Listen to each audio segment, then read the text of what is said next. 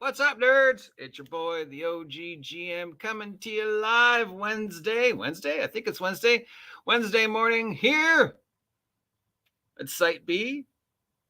What's up to you to decide where it is I'm actually located? I'm not going to tell you anymore, just to be different.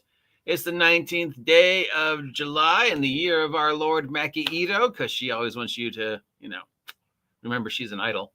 And it's time to take a look at all the products that might be, should be, supposed to be on the shelves of your friendly local game store. But again, these are all tentative on the issues with shipping. So if I mention a product you want to pick up, call ahead to your friendly local game store to make sure they have it in stock, or if they can order for you. That is, if you are lucky enough to live in a town that still has a brick and mortar friendly local game store, and that friendly local game store actively supports role-playing. Unless you're like your boy, the OG GM, who lives within a 20-minute drive of multiple friendly local game stores, none of which openly support tabletop role-playing games. Oh, sure, like we recently found out last week, Arsenal Comics has been doing role-playing games, despite the fact that every time that they were asked, they said no, and they're not actually advertising the fact that they're doing Adventurers League.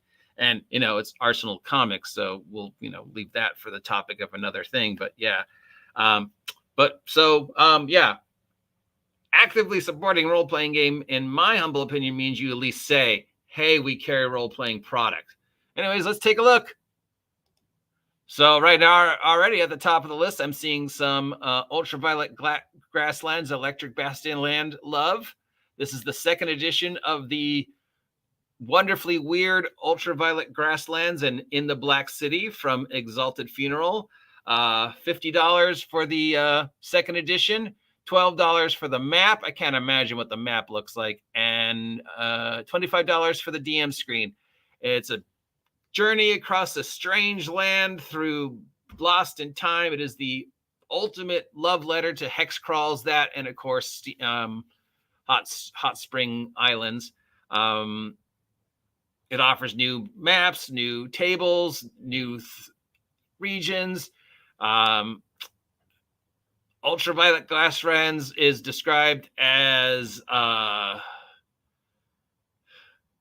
heavy metal meets the Oregon Trail, meets Mad Max, meets a long drive across the wilderness. I mean, it has been around forever. It has received nothing but amazing reviews. I have a PDF version of Ultraviolet Grasslands. It's a trip. I mean, it's definitely acid fantasy. It's definitely, sci fantasy. It's definitely heavily influenced by heavy metal and Thunder the Barbarian and that post-apocalyptic, just driving across a vast land, and just, it's a hex crawl. It is the hex crawl of all hex crawls. Yes. I would highly recommend it. From Soul Muppet Publishing. Well, that's a wonderful name. We have In Calamity's Wake, The Lost in the Jam, and All That Glitters. These are soft cover supplements for various different games. These are for Best Left Buried and Orbital Blues. So In Calamity's Wake is for Best Left Berries.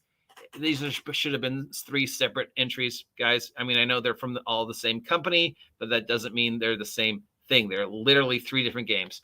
So In Calamity's Wake is for Best Left Buried, where the characters are basically grave diggers, monster hunters, crypt diggers, horror type characters, where you go into this world and you're like, hey, people are robbing graves. Go find out why.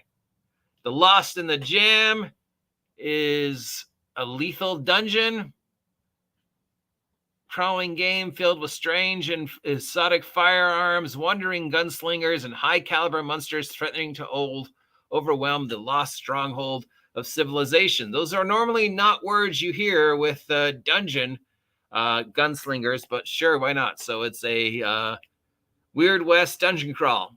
And All That Glitters is for Orbital Blues. It's a brand new system for Orbital Blues and getting involved in the corporate Cold War that is going on in the world of Orbital Blues. Orbital Blues, of course, Cowboy Bebop slash space western slash mothership ripoff, where space wants to kill you, and there's pirate queens and Cowboy Bebop space cowboys.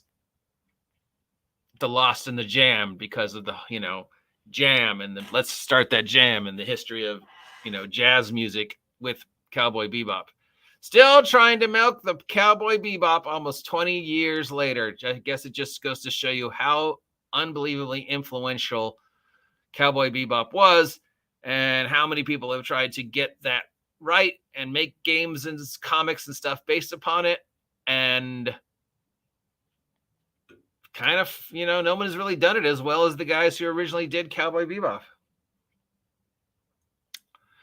From Renegade Game Studios, we have Vampire the Masquerade 5th Edition Player's Guide for $50 for the latest version of their take on the amazing world of Vampire the Masquerade.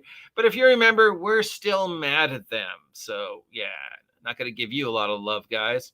From Mana Project Studios, we have some horror stuff. Nightfall DM screen, Nightfall dice, and Nightfall art book. This is all for the Dungeons & Dragons 5th edition setting, Nightfall. So the DM screen is $20, the dice are $15, and the art book is $20. I guess this is assuming you already have the Nightfall stuff and are running a Nightfall game. It's Nightfall. It sounds like it is a grim horror possession